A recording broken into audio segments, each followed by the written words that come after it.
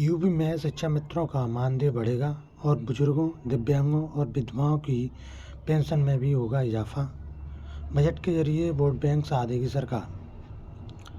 तो योगी सरकार ने 2.0 का 5वां बजट फरवरी में पेश होगा और विधानसभा चुनाव 2027 को देखते हुए सरकार ने बजट में एक बड़ा और ऐलान किया है। इसमें 1 करोड़ से अधिक महिलाओं को सौगात देने की तैयारी है।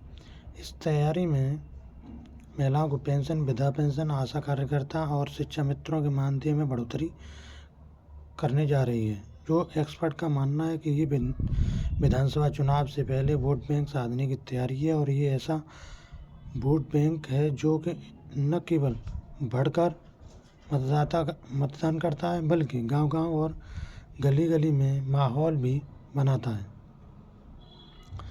पहले 2 दिन की जो घटनाक्रम है उस पर जो नज़र डालें हैं तो इसमें केंद्रीय गृह मंत्री अमित शाह ने यूपी दिवस कार्यक्रम के मंच से जो विधानसभा चुनाव का शंखनाद किया और वहीं भाजपा की जो केंद्रीय अध्यक्ष नितिन नवीन ने रविवार को राष्ट्र श्री कृष्ण जन्मभूमि मथुरा में कार्यकर्ताओं को 2027 के लिए कमर कसने का आह्वान किया। 2 दिन की घटना से पहले घटनाक्रम में साफ कह दिया है कि उनका मकसद है कि 2027 चुनाव के लिए वोट बैंक साधना और सीएम योगी के सामने 2027 में लगातार तीसरी बार कमल खिलाना सबसे बड़ी चुनौती है। 2017, 2019 और 2022 में भाजपा की जीत में महावोट जो महिला वोट बैंक का तो बड़ा योगदान रहा है और उधर भाजपा के जो शीर्ष नेता और नेतृत्व के हरियाणा, महाराष्ट्र, दिल्ली और बिहार में महिला वोट बैंक को सौगात देकर सरकार बनाई है। ऐसे में अब नज़र यूपी में महिला वोटर और योजना के लाभार्थियों पर है। सूत्रों के मुताबिक सीएम योगी, वित्त मंत्री सुरेश खन्ना के वित्त विभाग के ऊपर मुख्य सचिव दीप कुमार के बीच वृद्धावस्था निराश्रित महिला, दिव्यांग पेंशन बढ़ाने पर मंथन हुआ है। साथ ही आशा कार्यकर्ता और प्रोत्साहन राशि और शिक्षा मित्रों का मानदेय बढ़ाने पर सैद्धांतिक और सहमत बनाई गई है।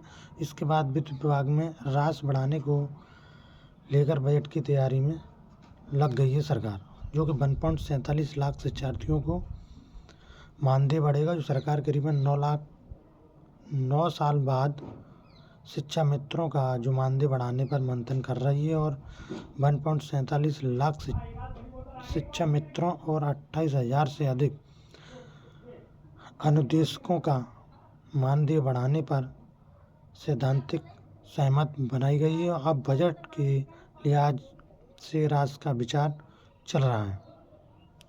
मानदेय में 2,000 रुपये महीने की बढ़ोतरी की जाएगी और इससे अधिक राशि बढ़ाई जाए और भाजपा ने 2017 के विधानसभा चुनाव के संकल्प पत्र में जो शिक्षा मित्रों की समस्या का जो कि विधिक समाधान करने का जो वादा किया था, उसके बाद सुप्रीम कोर्ट के आदेश से शिक्षा मित्रों का जो सहायक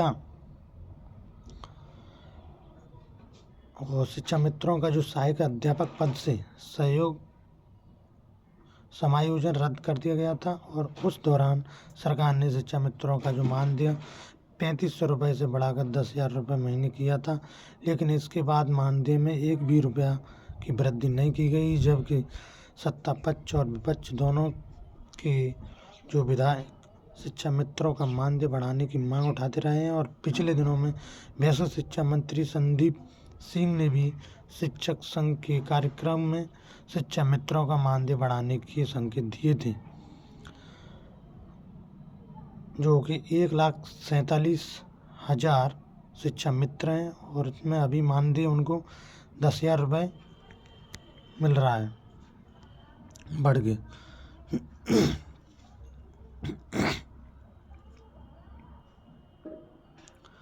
10,000 रुपये मानदेय बढ़ाने की मांग है, जो कि 3,500 रुपये था पहले 2017 में।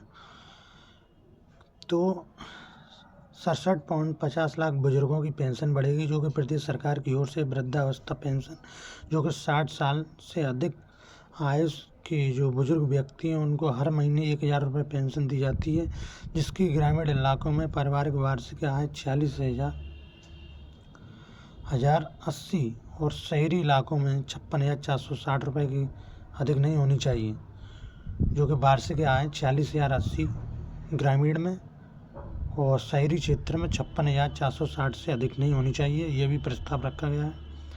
और 67,50,000 बुजुर्गों को त्रैमासिक आधार पर 1,000 रुपये प्रति महीने की दर से 3,000 रुपये पेंशन दी जाती है, जो वित्त विभाग में पेंशन राशि को 1,000 से बढ़ाकर 1,500 रुपये महीने करने का मंथन चल रहा है। अगर ऐसा होता है तो योगी सरकार में तीसरी बार पेंशन बढ़ाई जाएगी। और सरकार ने 2019 में पेंशन 300 से बढ़ाकर 500 रुपये की थी। उसके बाद 2022 में पेंशन 500 से बढ़ाकर 1,000 रुपये की गई थी। जो वृद्धावस्था जो पेंशन है अभी जो चल रही है, तो 67,50,000 जो बुजुर्ग हैं, 67,50,000 बुजुर्ग हैं, उनको जो अभी जो पेंशन मिलती है वो 1,000 रुपये मिल रही है। और इसको जो बढ़ाने का कार्यक्रम है वो 1,500 रुपये महीना करने का है, जो कि 38 लाख का है। 38 लाख महिलाओं को मदद, जो कि निराश्रित जो महिला पेंशन के तहत पति की मृत्यु के बाद 18 साल या इससे अधिक आयु की महिलाओं को पेंशन दी जाती है। ऐसी महिलाएं जिनकी वार्षिक आय 2 लाख रुपए से अधिक नहीं होती। और यूपी में ऐसा 38,58,922 महिलाओं को हर महीने 1,000 रुपये पेंशन दी जाती है। और इस पेंशन को भी बढ़ाकर 1,500 रुपये किया जाएगा। जो निराश्रित जो महिलाएं जो कुछ काम नहीं कर रही, जो उनके पति एक्सपायर हो चुके हैं, तो उनको जो महिलाएं हैं उनकी संख्या है 38,58,922 और जो हर महीने उन्हें अभी 1,000 रुपये मिल रहे हैं। और उनको अब आगे जो बढ़ाने की मांग चल रही है वो 1,500 रुपये महीना करने की मांग है। 12 लाख दिव्यांगों की जो पेंशन भी बढ़ेगी, जो कि दिव्यांग पेंशन योजना के तहत 40% या इससे अधिक दिव्यांग वाले व्यक्ति को, जैसे कि जिसको दिखता नहीं है, जिसको सुनाई नहीं देता, जिसका पैर नहीं है या कुछ नहीं है या बोल नहीं सकता, तो उसकी भी पेंशन बढ़ाने का प्रस्ताव रखा गया है, जो कि 11,58,274 दिव्यांगों को 1,000 रुपये महीने पेंशन दी जाती है। और इस पेंशन को बढ़ाकर 1,500 रुपये महीने की करने की मांग की जा रही है। आशा कार्यकर्ता जो प्रोत्साहन राशि बढ़ेगी, क्योंकि जो आशा कार्यकर्ता हैं, जो आशा कार्यकर्ताओं को गर्भवती महिलाओं को सरकारी अस्पताल में ले जाकर उनका प्रसव कराने सहित अन्य सेवाओं के लिए प्रोत्साहन राशि दी जाती है। और यह प्रोत्साहन राशि 25 से लेकर 3,500 रुपये महीने तक होती है। और इस राशि में भी बढ़ोतरी करने का प्रस्ताव रखा गया है। जो आशा होती है गांव की, उसका भी राशि बढ़ाने का रखा है। जो कुष्ठ रोगियों की पेंशन भी बढ़ेगी।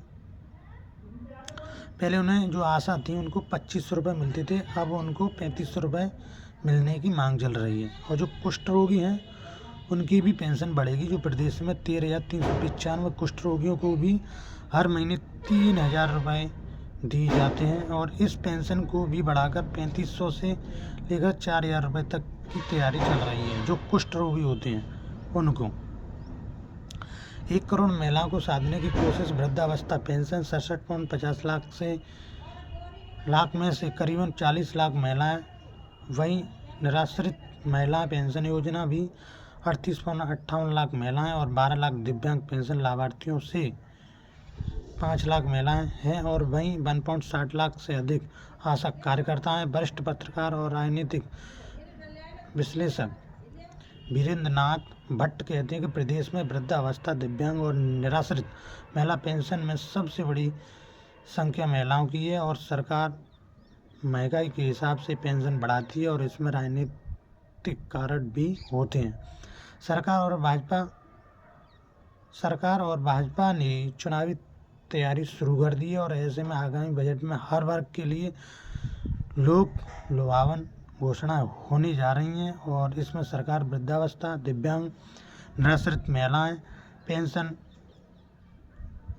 बढ़ा सकती है। वहीं शिक्षा मित्रों का मानदेय बढ़ने की भी जो प्रबल संभावना है। और इन वर्गों को संतुष्ट कर सरकार वोट बैंक को मजबूत करने का प्रस्ताव रखेगी। जो पूर्व अपर मुख्य सचिव वित्त संजीव मित्तल का कहना है कि सरकार को जीएसटी, वैट, आबकारी, परिवहन और स्टाम्प एवं पंजीयन विभाग से अच्छी आय हो रही है, और जब सरकार की आय अच्छी होती है तो वह गरीब कल्याण योजना पर खर्च करती है। इसका राजनीतिक फायदा भी हो सकता है। तो अब ये जो जानकारी थी आपको कैसी लगी, तो शायद ये जानकारी आपको अच्छी लगी होगी। तो ये जानकारी अपने बुजुर्ग, अपनी जो आश्रित महिलाएं विधवा पेंशन की जो उनकी चल रही है उनकी भी पेंशन बढ़ेगी। तो इस चीज़ को आप अपने सभी लोगों को शेयर करें, वीडियो को ज़्यादा से ज़्यादा, जो इसका लाभ ले सकें इस योजनाओं का। और जो अभी भी इस योजना में नहीं जुड़े हैं तो वो इसमें जुड़ के लाभ ले सकते हैं। 60 साल से ज़्यादा उम्र के बुजुर्ग व्यक्ति और विधवा महिलाएं और आंगनबाड़ी महिलाएं, तो सभी के लिए ये योजना एक अच्छी कारगर है। पेंशन दी जाती है, तो आप इसमें जुड़कर अच्छा लाभ ले सकते हैं।